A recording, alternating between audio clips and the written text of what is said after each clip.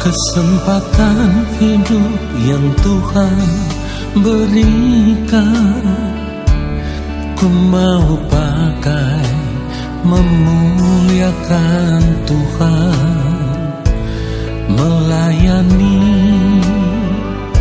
mengasihi sesama seperti Bapa mengasihiku. Kesempatan hidup yang Tuhan berikan, katakan ku mau pakai, ku mau pakai memuliakan Tuhan, melayani, mengasihi sesama seperti Bapa mengasihiku. Di sisa umur hidupku, selama ku masih kuat, apapun yang ku mau menyenangkanmu, ku mau menyenangkanmu, menjadi roti terpecah, menjadi anggur tercurah, menjadi berkat bagi sesama. Selamat pagi saudara-saudara, kita akan menyiapkan hati kita untuk datang menyembah kepada Tuhan.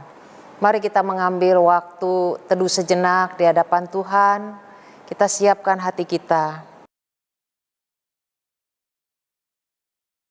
Kami siap untuk menyembah-Mu, biarlah Engkau Tuhan yang di dalam kami memampukan kami untuk dapat memuji dan meninggikan nama Tuhan. Tuhan, layakkan kami, arahkan hati dan pikiran kami kepada Engkau. Kami serahkan Tuhan ibadah ini, biarlah ini untuk kemuliaan dan kesukaan bagi Engkau sendiri. Di dalam nama Tuhan Yesus kami berdoa. Amin. Mari kita memuji Tuhan dengan satu pujian, mulia sembah Raja mulia. Satu pujian yang mengingatkan kita bahwa Dia adalah Raja yang mulia yang patut kita sembah dan kita tinggikan.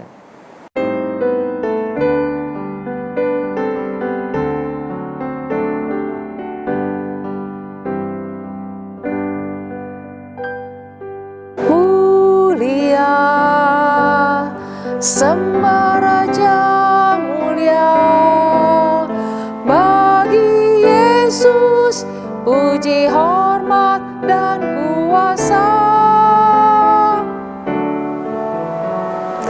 Mulia, agung kerajaannya, dari surga datang untuk segenap umatnya. Dipuji, ditinggikan namanya Yesus. Hormatlah, muliakanlah Yesus Raja.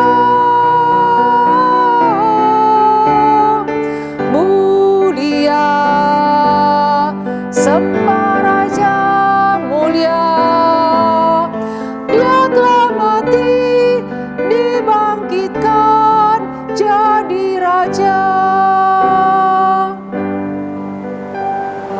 Mulia sembah Raja mulia bagi Yesus, puji, hormat, dan kuasa. Mulia, agung kerajaannya, dari surga datang untuk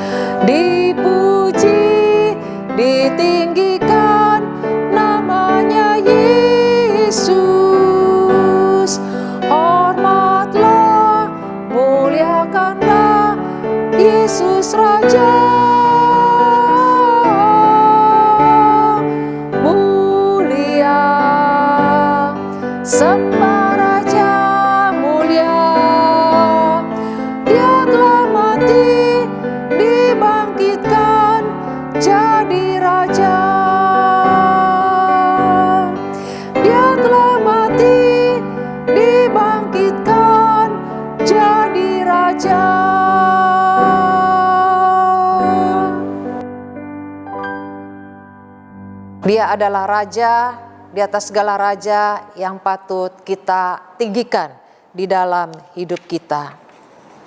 Kebaktian kita berlangsung dalam nama Bapa, Anak, dan Roh Kudus. Amin. Amin. Amin. Amin.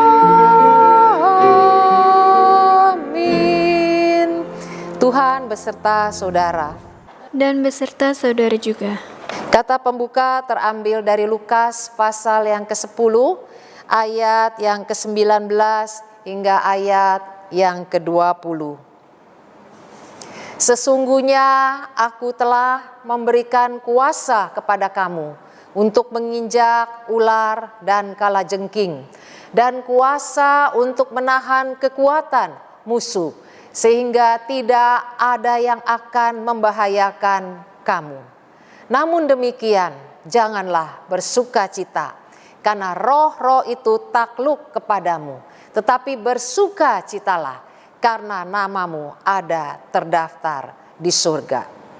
Kita akan masuk di dalam doa pengakuan dosa. Mari kita kembali datang ke hadapan Tuhan, kita mengakui dosa-dosa kita. Kami kembali datang di hadapan-Mu Tuhan. Betapa seringkali ya Tuhan, kami bersuka cita untuk hal-hal yang tidak tepat. Kami mencari kebahagiaan pada objek-objek yang salah. Tuhan, pada saat ini kami datang di hadapan-Mu. Kami tidak menemukan kepuasan yang sesungguhnya, kebahagiaan yang kami cari. Kami datang Tuhan mengakuinya, kalau kami salah mencari kebahagiaan dan kepuasan. Tuhan, pagi ini kami mau mengaku dosa dan kesalahan kami yang seringkali kami lakukan dengan sengaja. Ampunilah kami Tuhan, jika kami seringkali tidak taat kepada firman-Mu. Tuhan, seringkali kami melakukan kehendak kami sendiri. Kami mengandalkan kekuatan kami di dalam kami menjalani kehidupan kami. Kami menyebut diri kami sebagai orang Kristen, sebagai orang yang percaya kepadamu, namun sesungguhnya relasi kami dengan Engkau begitu jauh. Kami merasa mengenal Tuhan, namun Tuhan, apakah Engkau mengenal kami? Ampunilah ya Tuhan akan sikap kami yang salah di hadapan Tuhan. Sucikan kami, layakkan kami Tuhan, supaya kami boleh dikenal oleh Engkau, dan kami boleh mengenal Engkau, dan kembali kami juga mau mengasihi Engkau. Tuhan, inilah doa-doa pengakuan dosa kami, biarlah Engkau berkenan menyucikan kami. Di dalam nama Tuhan Yesus kami berdoa. Amin. Kita telah mengakui dosa-dosa kita, dengarkanlah berita anugerah yang terambil dari Matius pasal 7 ayat yang ke-21. Bukan setiap orang yang berseru kepadaku, Tuhan, Tuhan akan masuk ke dalam kerajaan sorga, melainkan dia yang melakukan kehendak Bapakku yang di sorga. Demikianlah berita anugerah dari Allah. Syukur kepada Allah. Kita akan menyanyikan sebuah pujian dari PPK 156 yang berjudul Tuhan Pusakaku. Lagu ini dikarang oleh seorang tunanetra yang bernama Fanny Crosby. Sejak kecil ia mengalami kebutaan. Namun saudara, dia tidak berhenti hanya dengan mengasihani dirinya dan tidak berbuat apa-apa. Tapi di dalam kebutaannya, dia terus mengarang lagu-lagu rohani yang menguatkan setiap kita. Dia tahu bahwa Tuhan itu adalah yang terbaik, pusaka Dia. Mari kita nyiapkan hati kita untuk mendengar firman Tuhan.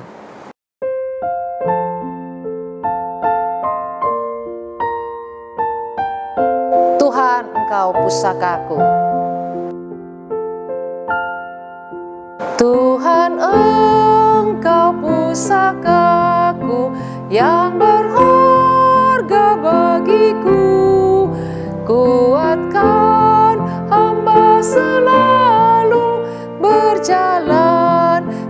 sisimu, berdekat padamu, berdekat padamu. Kuatkan hamba selalu berjalan di sisimu. Ku tak minta harta dunia, barang yang nanti musnah. Tuhan, hanya anugerah-Mu itu cukup bagiku. Berdekat padamu, berdekat padamu. Kuatkan hamba selalu berjalan di sisimu. Tuhan, pimpin hidup hamba dalam susah dan senang, hingga masuk pintu surga dan kekal serta Tuhan. Berdekat padamu, berdekat padamu. Kuatkan hamba selalu berjalan di sisimu. Firman Tuhan akan disampaikan oleh penginjil Meke.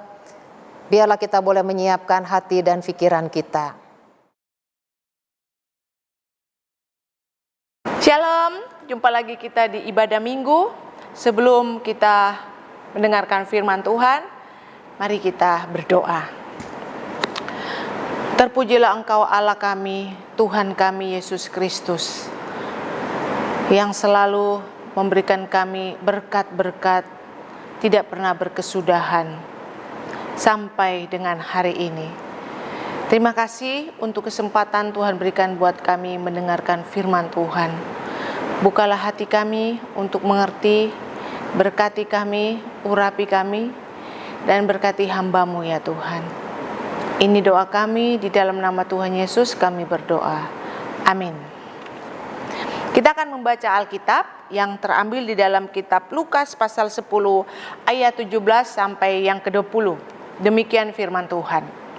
Kemudian ke-70 murid itu kembali dengan gembira dan berkata, Tuhan, juga setan-setan takluk kepada kami demi nama-Mu.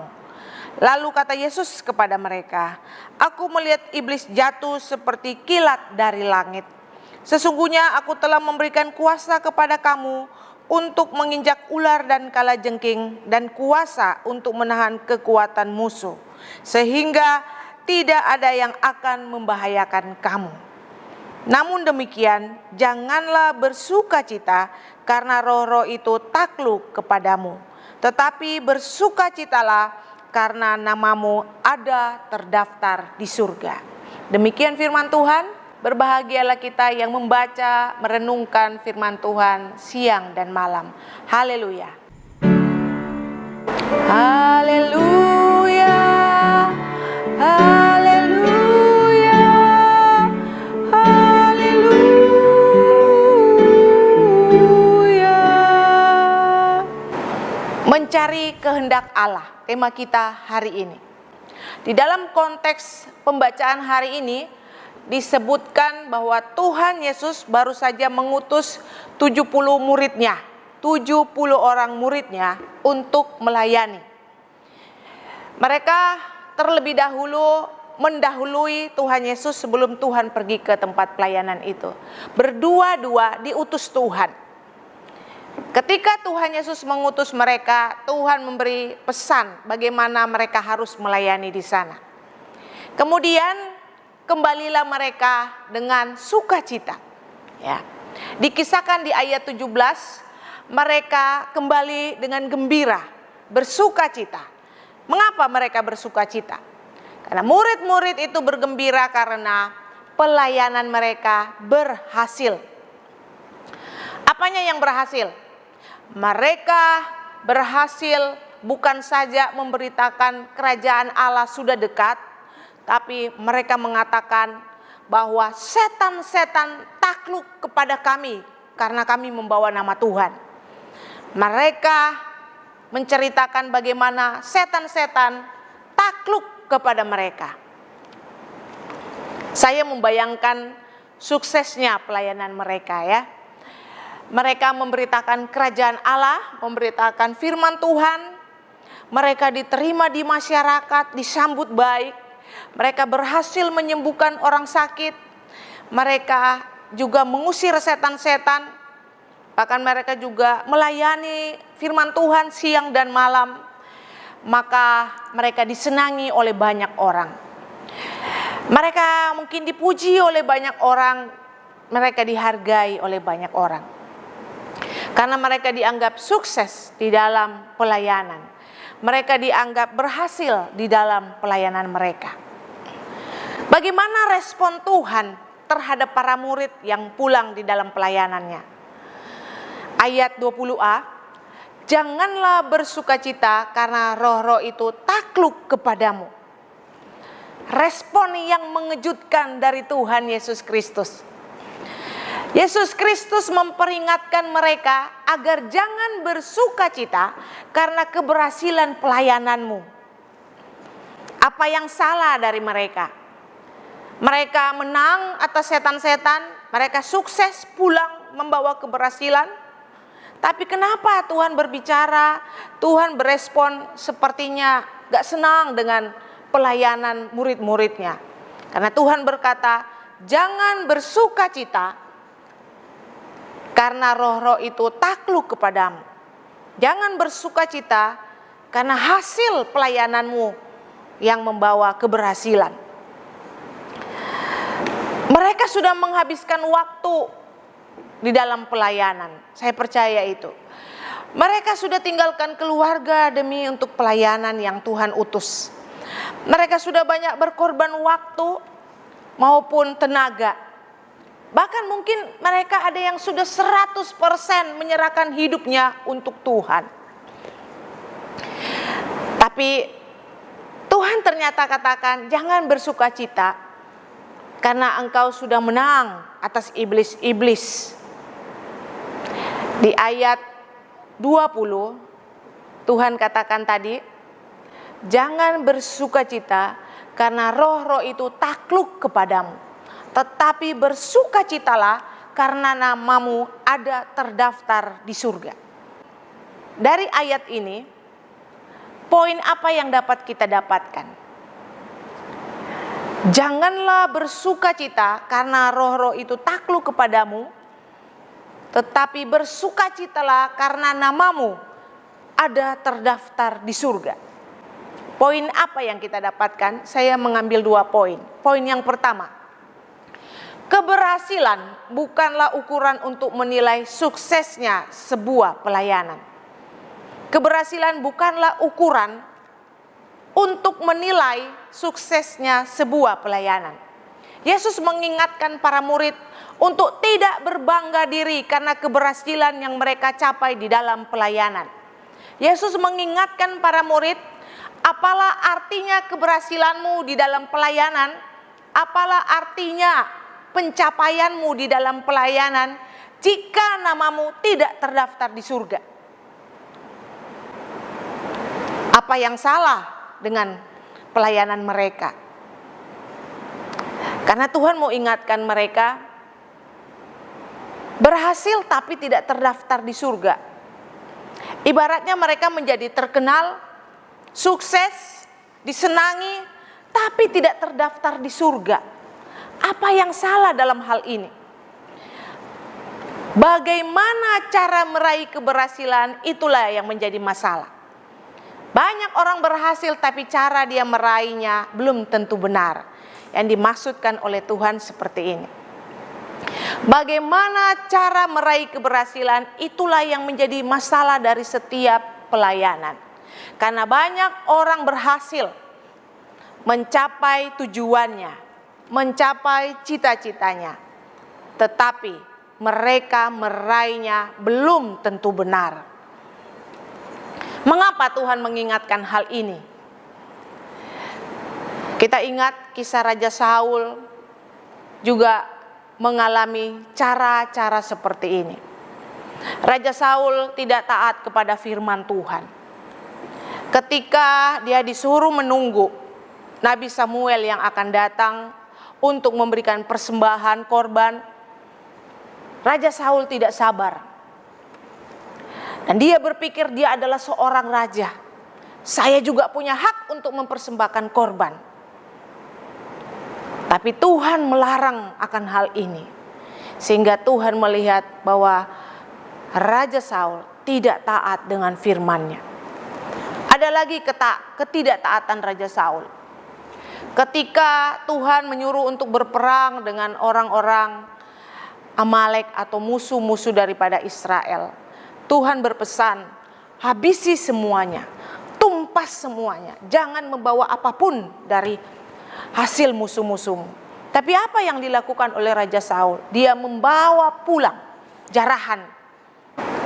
Ditegur, kenapa engkau membawa pulang jarahan-jarahan yang ada?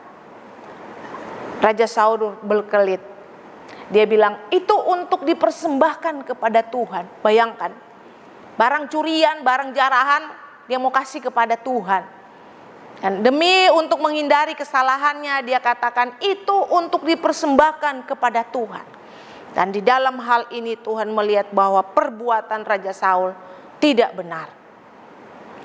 Cara-cara yang salah demi sebuah keberhasilan Tuhan tidak pernah inginkan. Sekarang ini juga banyak nabi-nabi palsu yang muncul di dalam masyarakat. Mereka berkata bahwa mereka bisa bernubuat. Mereka bisa mengusir setan-setan. Mereka bisa mengadakan banyak mujizat di gereja-gereja demi nama Kristus. Tapi akhirnya terbongkar bahwa hidupnya tidak benar. Ini yang Tuhan maksudkan. Jangan bersuka cita karena keberhasilanmu, tapi bersukacitalah karena namamu terdaftar di surga. Tuhan mengingatkan kita. Seringkali kita sebagai orang percaya begitu fokus kepada keberhasilan. Tidak peduli meskipun tindakannya salah. Tidak peduli meskipun cara untuk menghasilkan keberhasilan salah. Tidak peduli. Contohnya, ketika anak muda meraih cita-cita, ingin meraih cita-cita. Sekarang ini kan ada pandemi, ya. Untuk masuk perguruan tinggi yang terkenal, mereka dites lewat Zoom, jadi tidak secara langsung, lewat Zoom. Nah, ternyata lewat Zoom seperti itu, mereka memakai joki untuk mengerjakan soal ujian mereka. Karena kan ketika di Zoom yang muncul adalah wajah mereka, peserta ujian. Tapi di belakang layar laptop ada orang yang membantu mereka. Tapi para dosen yang sudah berpengalaman juga bilang, bukan baru sekarang ini terjadi. Sudah dari zaman dulu, joki untuk mengerjakan soal ujian sudah ada. Yang dikejar adalah kelulusan, yang penting nilai baik. Tapi mereka mengabaikan kebenaran. Mereka melakukan dengan cara yang salah. Ini yang Tuhan maksudkan. Untuk apa sebuah pencapaian yang hebat? Untuk apa keberhasilan yang hebat? Tapi namamu tidak terdaftar di surga. Teguran Tuhan sangat keras untuk umat manusia. Tuhan mengingatkan kita juga tentang keberhasilan demi mengumpulkan uang yang banyak. Orang rela sampai kerja sampai bermalam-malaman, lembur setiap malam. Tapi giliran ibadah mereka tidak punya waktu. Giliran untuk bersekutu dengan Tuhan, mereka tidak punya waktu sama sekali. Fokusnya hanya kepada uang dan kesenangan, bukan kepada Tuhan. Di awal pandemi ini, Orang menyimpan masker waktu awal-awal pandemi ya. Dan nanti mereka akan jual dengan harga yang sangat tinggi. Saya ingat waktu itu, masker satu dus bisa sampai 600.000 rupiah. Luar biasa. Dan sangat sulit dicari. Orang ingin mencapai keberhasilan, mendapatkan uang banyak, tidak peduli kalau mereka merugikan orang lain. Mereka tidak peduli caranya yang salah. Yang penting tujuannya uang terkumpul banyak. Di awal Agustus COVID sempat naik ya. Di akhir Juli dan di awal Agustus COVID sempat naik di Jakarta. Tinggi sekali. Tapi obat menghilang. Ternyata ada oknum yang tidak bertanggung jawab sengaja menyimpan obat-obat itu untuk supaya dijual dengan harga yang mahal. Bayangkan, orang tidak peduli melihat kesusahan orang lain. Yang mereka pikirkan adalah keberhasilan, pencapaian uang sebanyak-banyaknya. Mereka rela menghalalkan segala cara yang keliru sehingga merugikan orang lain. Mau menjadi orang yang berhasil, tapi caranya tidak benar. Semua itu akan menjadi sia-sia. Karena Tuhan mau memberitahu, apalah artinya nilai sarjanamu, apalah artinya usahamu yang sukses, apalah artinya uangmu yang banyak, jabatanmu yang baik, jika namamu tidak tercatat di surga, kata Tuhan. Apalah arti semua yang kita miliki jika nama kita tidak terdaftar di surga? Bukan berarti Tuhan anti keberhasilan ya. Tuhan mendukung keberhasilan sejauh tidak bertentangan dengan kebenaran. Tuhan mendukung keberhasilan sejauh tidak bertentangan dengan kebenaran. Sejauh kita melakukan sesuai dengan apa yang Tuhan inginkan. Pertanyaan bagi kita, apakah kita pernah mengukur dan menilai keberhasilan gereja dari jumlahnya? Apakah kita pernah menilai sebuah gereja dan kita katakan dia berhasil karena jumlahnya ribuan?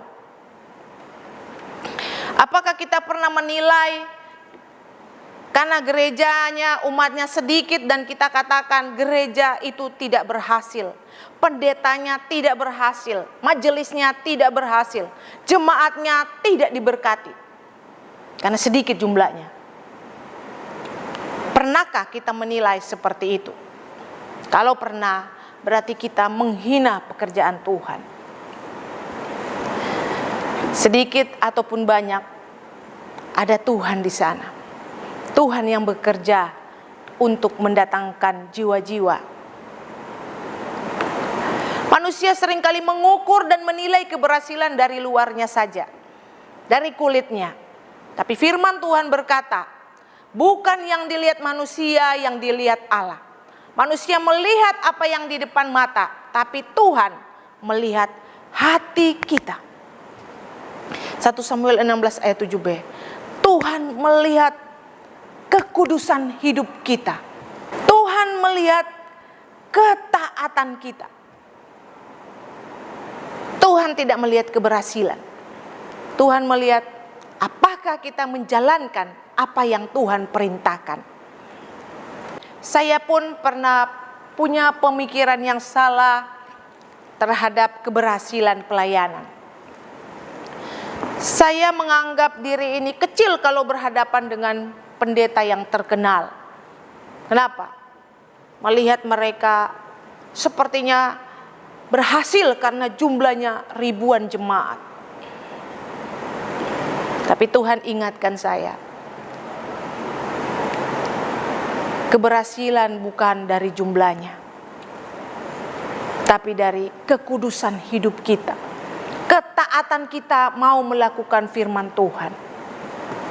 Saya juga pernah punya pemikiran yang salah terhadap hamba-hamba Tuhan. Kalau lihat yang di pedalaman di desa, saya merasa bangga karena saya berbeda dengan mereka. Saya di kota.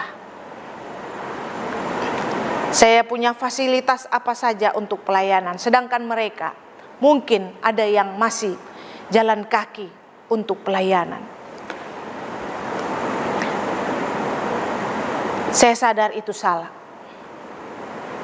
Tuhan tidak menginginkan penilaian-penilaian seperti itu.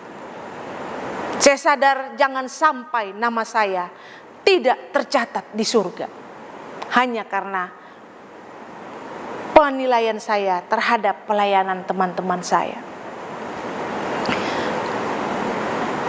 Waktu saya pelayanan di Kalimantan 2 tahun lalu sebelum pandemi, saya pergi ke tempat teman saya. Masih jalan yang berbatu-batu dan belum diaspal. Kalau hujan sangat berbahaya. Tapi apa yang teman saya alami di sana? Dia bersuka cita di dalam pelayanan dia. Dia begitu betah dan sudah 20 tahun lebih dia ada di sana. Padahal di sana tidak ada listrik. Zaman sekarang sudah zaman HP. Bagaimana mau nyalakan HP kalau tidak ada listrik? Saya salut dengan pelayanannya. Saya bangga dengan keberhasilannya. Meskipun dia ada di pedalaman Kalimantan. Pertanyaan selanjutnya untuk kita. Pernahkah kita merasa gagal membawa jiwa? Pernahkah kita merasa gagal membawa jiwa kepada Tuhan? Karena kita merasa kita sudah lelah berdoa buat dia. Kita sudah lelah memberitakan firman Tuhan buat dia, tidak kunjung bertobat. Mungkin yang kita lakukan itu kepada orang tua kita, kepada adik kita, kepada tetangga kita, kepada siapapun. Dan kita merasa kita gagal total di hadapan Tuhan. Pernahkah kita merasakan seperti ini? Jangan melihat hasilnya.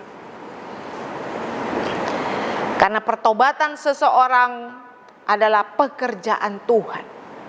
Pertobatan seseorang adalah belas kasihan Tuhan, bukan pekerjaan kita. Efesus 2 ayat 8-9. Sebab karena kasih karunia kamu diselamatkan oleh iman. Itu bukan hasil usahamu, tetapi pemberian Allah. Itu bukan hasil pekerjaanmu, jangan ada orang yang memegahkan diri. Tuhan mau lihat ketaatan kita. Apakah kita mau melakukan apa yang Tuhan perintahkan? Tuhan bukan minta hasilnya, tapi Tuhan mau minta ketaatan kita. Apakah kita melakukan penginjilan untuk orang-orang yang belum percaya kepada Kristus? Seringkali kita membela diri dengan banyak sekali alasan. Dia kasar, dia keras, susah sekali diajak bicara. Karena kita memang tidak mau melakukan apa yang Tuhan perintahkan. Kita banyak alasan dengan katakan dia kasar, dia sulit diajak bicara. Ada 1000 alasan yang kita bisa berikan. Karena sebenarnya memang kita tidak mau lakukan. Jika tidak sekarang, kapan kita mau beritakan firman Tuhan kepada mereka? Jika bukan kita, lalu siapa yang akan memberitakannya? Tuhan Yesus sebentar lagi datang. Apakah kita tidak berbelas kasihan melihat jiwa-jiwa yang belum mengenal Kristus, yang belum mendapatkan namanya tercatat di surga? Kasihanilah mereka. Tuhan menginginkan kita untuk memberitakan firman Tuhan kepada orang-orang yang belum namanya tercatat di surga. Seorang misionaris bernama Jim Elliot adalah misionaris yang gagal menurut ukuran manusia. Ia meninggal sebagai martir pada umur 28 tahun. Pada bulan Januari tahun 1956, Jim Elliot bersama 4 rekannya mendarat di Sungai Cucuray, bagian timur Ekuador. Tempat ini dekat dengan suku Indian di Amerika bagian selatan. Baru 2 hari dia di sana. 8 Januari, kelima orang ini ditombak dan dicincang sampai mati. Kematiannya sangat tragis dan mungkin orang berpikir dia gagal di dalam pelayanan. Apa yang terjadi kemudian? Istrinya Elizabeth menulis buku tentang kehidupan suaminya. Dan buku-buku ini telah menggerakkan ribuan orang untuk menjadi misionaris. Bagaimana ketaatan Jim Elliot terhadap Allah? Ia orang yang penuh semangat, orang yang memusatkan perhatiannya hanya untuk menyenangkan hati Allah. Hidupnya hanya berpusat kepada Allah. Dia sangat dekat dengan Allah. Kematiannya bukanlah kematian yang gagal, karena kematiannya menghasilkan banyak buah bagi pekabaran Injil, khususnya di suku yang telah membunuh dia. Karena ketaatannya, banyak anggota suku Aukas akhirnya menerima Yesus Kristus sebagai juru selamat. Ketika istrinya Elizabeth dengan berani mendatangi dan membagikan Injil kepada suku yang telah membunuh suaminya itu. Di mata Allah, Jim Elliot tidak pernah gagal. Kematiannya tidak menjadi sia-sia. Bagi Tuhan, keberhasilan bukanlah ukuran untuk menilai suksesnya sebuah pelayanan. Bagi Tuhan, ketaatan adalah keberhasilan.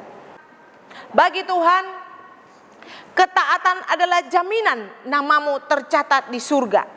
Keberhasilan yang bernilai kekal. Menjadi pertanyaan bagi kita setelah kita mendengarkan firman Tuhan tadi.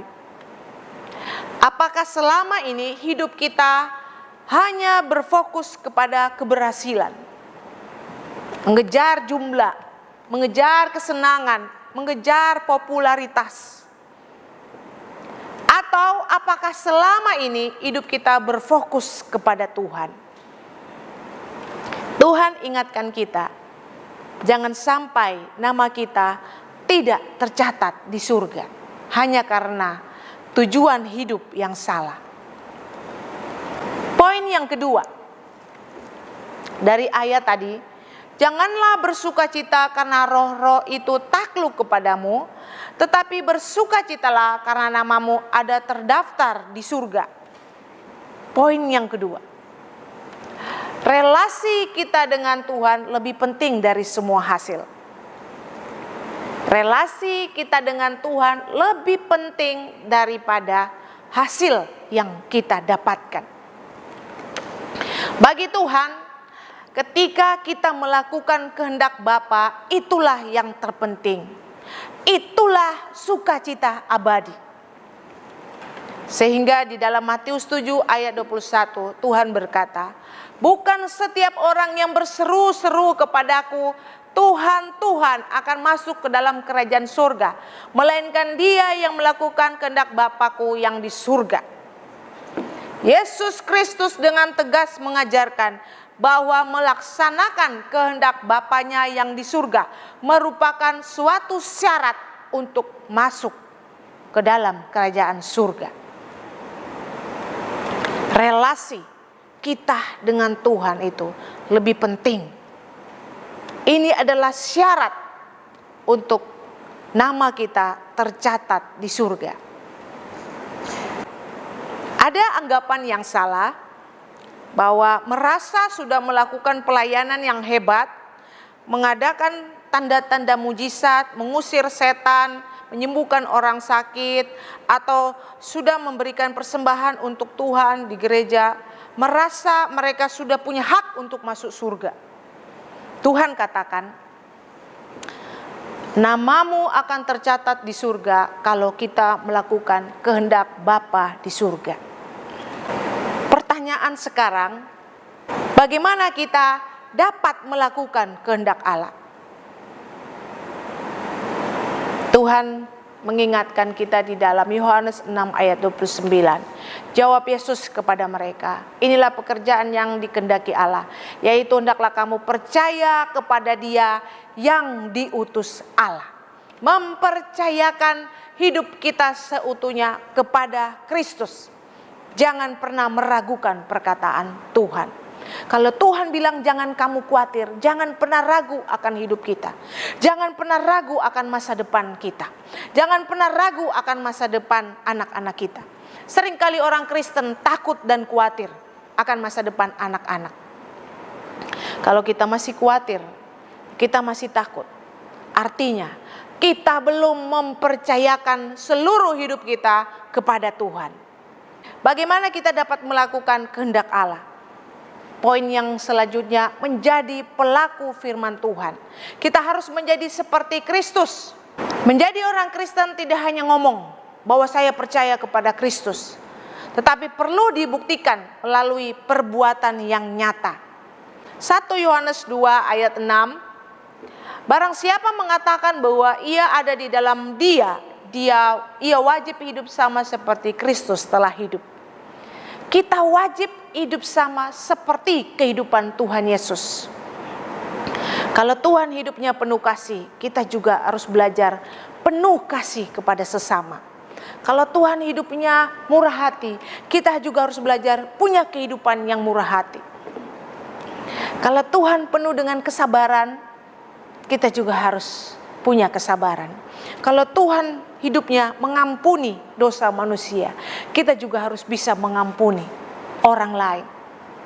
Kalau kita tidak bisa mengampuni, artinya kita belum hidup seperti Kristus. Kita belum hidup menjadi pelaku firman Tuhan. Artinya kita belum melakukan kehendak Bapa kita di surga. Poin yang selanjutnya, bagaimana kita dapat melakukan kehendak Allah kita? Kita harus mempunyai hubungan yang intim, yang dekat, berpaut dengan Kristus. Tuhan berkata, pada hari terakhir banyak orang akan berseru kepadaku, Tuhan, Tuhan, bukankah kami bernubuat demi namamu dan mengusir setan demi namamu dan mengadakan banyak mujizat demi namamu juga? Pada waktu itulah aku akan berterus terang kepadamu dan berkata, aku tidak pernah mengenal kamu. Enyalah daripadaku, kamu sekalian pembuat kejahatan. Matius 2 ayat 22 sampai 23. Tuhan sangat keras. Tuhan katakan, aku tidak mengenal kamu. Padahal orang-orang ini sudah melakukan pelayanan. Mengapa mereka yang terlihat aktif di gereja, bahkan sudah melayani Tuhan, tapi Tuhan katakan, aku tidak mengenal engkau? Karena bagi Tuhan, mereka hanya melakukan sebatas ibadah rutinitas dan pelayanan rutinitas. Tidak memiliki arti apa-apa di dalam pandangan mata Tuhan. Jika kita tidak berelasi dengan dekat secara pribadi dengan Tuhan. Relasi yang intim dengan Tuhan bukanlah apa yang kita tunjukkan, tetapi apa yang kita alami bersama dengan Tuhan. Seperti apa kira-kira? Ketika kita mengambil waktu untuk bersaat teduh dengan Tuhan, kita merenungkan apa yang Tuhan mau dalam kehidupan kita. Kita berbicara di dalam doa pribadi.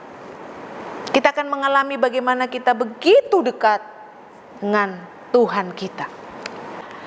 Pertanyaan bagi kita, apa yang saudara cari sekarang ini? Apakah saudara sedang mencari kehendak Allah di dalam hidup sekarang ini? Apakah kita sedang mencari kehendak Allah dalam hidup sekarang ini? Atau selama ini yang kita lakukan adalah kehendak diri kita sendiri? Bertanyalah, apakah nama kita tercatat di surga? Jangan sampai nama kita tidak tercatat di surga karena tujuan hidup kita yang salah. Jadi kesimpulannya, bagi Tuhan, keberhasilan bukanlah ukuran untuk menilai suksesnya sebuah pelayanan. Bagi Tuhan, relasi kita dengan Dia lebih penting dari semua hasil. Tuhan Yesus memberkati firman Tuhan hari ini. Mari kita berdoa. Terima kasih Tuhan, Engkau sudah berbicara untuk kami. Biarlah Tuhan, firman Tuhan ini semakin membuat kami serius untuk mencari kehendak Allah dalam hidup kami. Kami rindu Tuhan, Engkau mengubah kami terus menerus, supaya kami semakin serupa seperti Engkau.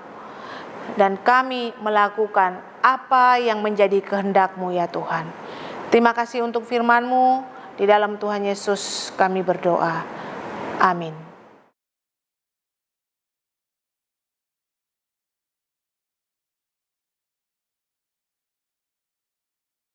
Kita akan mengikrarkan pengakuan iman kita seturut dengan pengakuan iman rasuli. Aku percaya kepada Allah, Bapa yang Maha Kuasa, Khalik langit dan bumi, dan kepada Yesus Kristus, anaknya yang tunggal Tuhan kita, yang dikandung dari Roh Kudus, lahir dari anak darah Maria, yang menderita sengsara di bawah pemerintahan Pontius Pilatus, disalibkan, mati dan dikuburkan, turun ke dalam kerajaan maut. Pada hari yang ketiga, bangkit pula dari antara orang mati, naik ke surga, duduk di sebelah kanan Allah, Bapa yang Maha Kuasa, dan dari sana Ia akan datang untuk menghakimi orang yang hidup dan yang mati. Aku percaya kepada Roh Kudus, gereja yang kudus dan am, persekutuan orang kudus, pengampunan dosa, kebangkitan orang mati, dan hidup yang kekal. Amin. Mari kembali kita datang menghadap kepada Tuhan. Kita menaikkan doa-doa. Tuhan senang kalau kita memerlukan sesuatu, datang menghampiri Dia, mengandalkan Dia, mengharapkan pertolongannya. Dengan demikian Dia yang dipermuliakan di dalam hidup kita. Kita berdoa. Bapa, terima kasih untuk segala cinta kasih Tuhan di dalam kehidupan kami. Kami boleh ada sampai hari ini Tuhan, bukan karena kami lebih sehat, lebih hebat daripada orang lain. Tuhan, namun semua kami sadari ada peran serta campur tangan Tuhan memberikan kepada kami kesehatan. Tuhan, saat ini kami juga mau berdoa buat saudara-saudara kami yang berulang tahun, untuk Desi, untuk Cynthia, untuk Mia, untuk Selin. Terima kasih Bapa, Engkau pelihara hidup mereka dari mereka kecil sampai sekarang. Kami melihat penyertaan Tuhan yang tidak pernah gagal dalam hidup mereka. Engkau terus Tuhan memberikan yang terbaik. Tuhan juga tahu apa yang mereka rindukan. Biarlah mereka mengandalkan Tuhan dan mereka boleh mendapatkan yang terbaik dari Tuhan. Kami berdoa juga Tuhan untuk masa depan mereka. Tuhan yang pimpin supaya mereka juga boleh menjadi alat di tangan Tuhan. Mereka boleh melayani Engkau. Berkati Tuhan keluarga mereka yang belum percaya kepada Tuhan. Kami serahkan Tuhan saudara-saudara kami, biarlah Tuhan yang kembali menopang hidup mereka dan mereka melihat Tuhan campur tangan, Tuhan memberkati, Tuhan tidak pernah meninggalkan mereka. Kami juga doakan saudara-saudara kami yang di dalam kelemahan tubuh, Tuhan juga buat mereka yang mengalami kesulitan dalam hal ekonomi, ataupun punya persoalan di dalam rumah tangga, pekerjaan, ataupun masalah-masalah yang sulit Tuhan untuk diungkapkan. Kami datang dan kami berdoa, biarlah ya Tuhan Engkau yang juga menopang mereka. Jangan biarkan mereka berputus asa. Kami ingat Tuhan kembali untuk bangsa dan negara kami. Berkati Tuhan negara kami, biarlah negara kami juga boleh segera keluar daripada persoalan COVID ini. Kami rindu Tuhan, negara kami boleh kembali beraktivitas, ekonominya semakin membaik. Berkati Tuhan, tenaga kerja, para dokter yang melayani Engkau. Kami juga doakan Tuhan untuk para pejabat, berkati supaya mereka juga mampu melakukan tugasnya.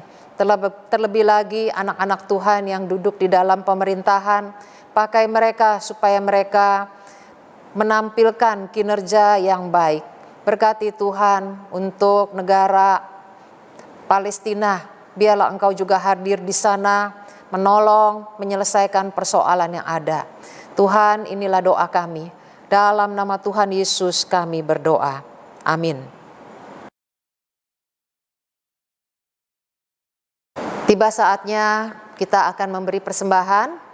Nats persembahan terambil dari Matius pasal 6 ayat 19 hingga ayat 21. Janganlah kamu mengumpulkan harta di bumi. Di bumi ngengat dan karat merusakkannya, dan pencuri membongkar serta mencurinya. Tetapi kumpulkanlah bagimu harta di sorga.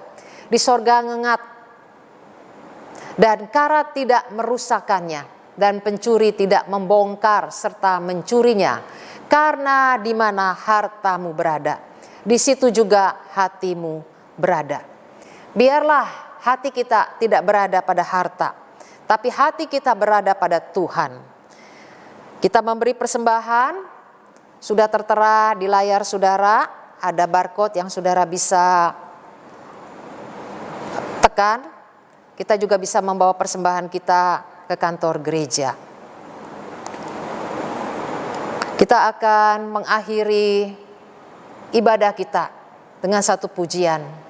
Kita rindu untuk dipakai oleh Tuhan, menjadi alat kemuliaan bagi Tuhan. Biarlah pujian ini juga merupakan satu tekad kita. Tuhan, inilah hidupku.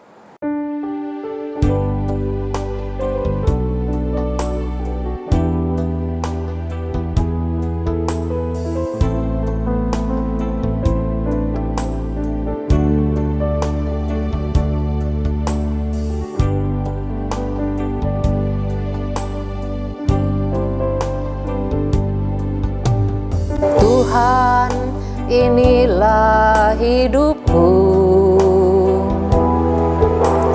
Ku serahkan padamu segala cita-citaku, masa depanku menjadi milikmu. Jadikan kami terang-Mu di tengah kegelapan dunia, membawa bangsa-bangsa kepadamu. Tuhan, ini kerinduanku bagimu Tuhan, seluruh hidupku. Pakailah Tuhan bagi kemuliaan-Mu, genapi seluruh rencana-Mu, sampai bumi penuh kemuliaan-Mu.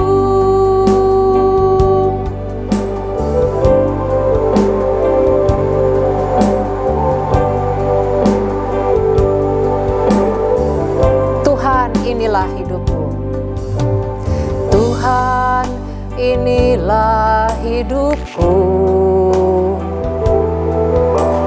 Ku serahkan padamu segala cita-citaku, masa depanku menjadi milik-Mu. Jadikan kami terang-Mu di tengah kegelapan dunia, membawa bangsa-bangsa kepadamu. Tuhan, ini kerinduanku, bagimu Tuhan seluruh hidupku. Pakailah Tuhan bagi kemuliaan-Mu,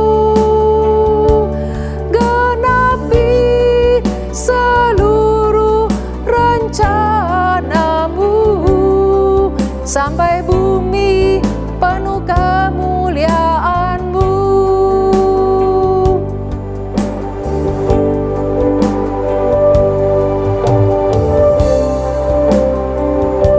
Yesaya 6 ayat 8. Lalu aku mendengar suara Tuhan berkata, siapakah yang akan kuutus? Dan siapakah yang mau pergi untuk aku? Maka sahutku, ini aku, utuslah aku.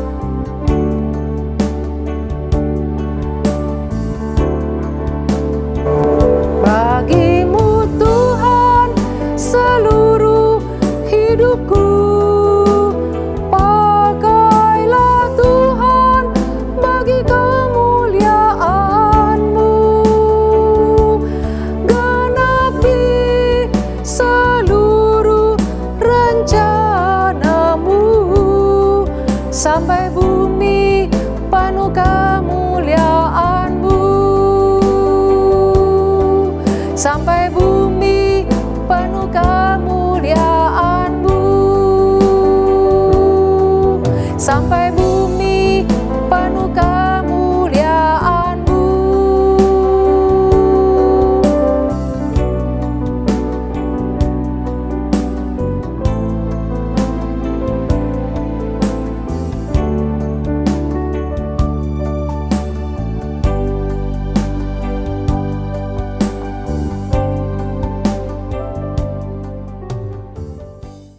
Kita akan menerima berkat Tuhan.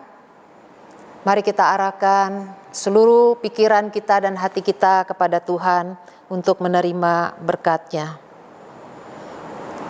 Fokus panggilan kita biarlah melayani Tuhan. Seumur hidup kita boleh terus menjalin relasi dengan Tuhan kita sebagai sumber hikmat, sumber kekuatan, sumber pertolongan. Kasih karunia dari Yesus Kristus yang melimpah, cinta kasih dari Allah Bapa yang sudah mengutus anaknya Yesus Kristus sebagai gambar dan rupa Allah ke dalam dunia, dan cinta kasih, pertolongan, penghiburan, kekuatan dari Allah Roh Kudus menguatkan kita di dalam kita menjadi berkat di tengah-tengah dunia ini. Diberkatilah engkau dalam seluruh hidupmu. Amin.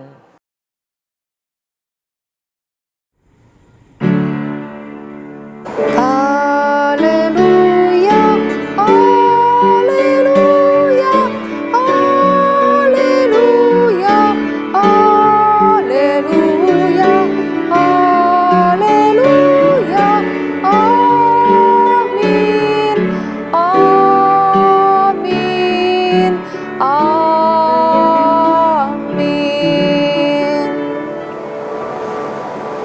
Kebaktian selesai.